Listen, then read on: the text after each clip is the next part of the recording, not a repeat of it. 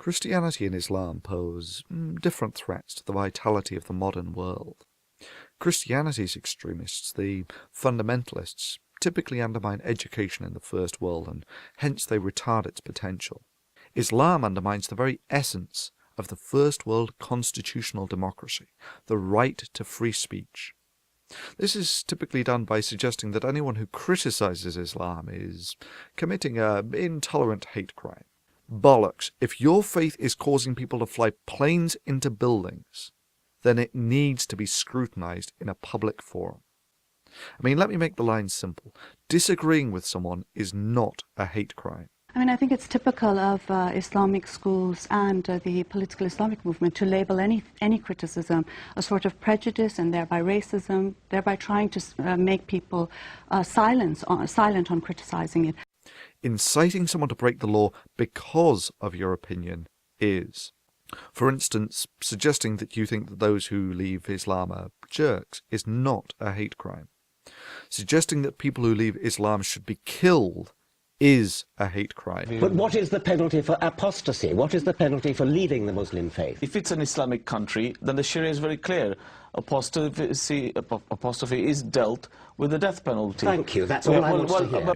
And yes, if that is a central tenet of your religion, then the very practice of your religion is a hate crime in a modern first world country. The virility of free speech is arguably a prime factor in determining both the health and worth of this forum, just as it is for determining the health of a first world constitutional democracy. I personally have a band of both vigorous and at times vicious critics, yet I understand that if I had the power to silence them, and I did silence them, that this would simply corrode the worth of this forum and the integrity of anything that I said on it. For an idea that can survive the harsh eye of public scrutiny of thousands is infinitely more valuable than an idea that can tolerate the criticism of none. Yes, YouTube is a company who will inevitably serve the bottom line. However, YouTube's value to society, its value to us, is connected to the service that it provides in allowing ideas, both good and bad, to be subjected to open scrutiny.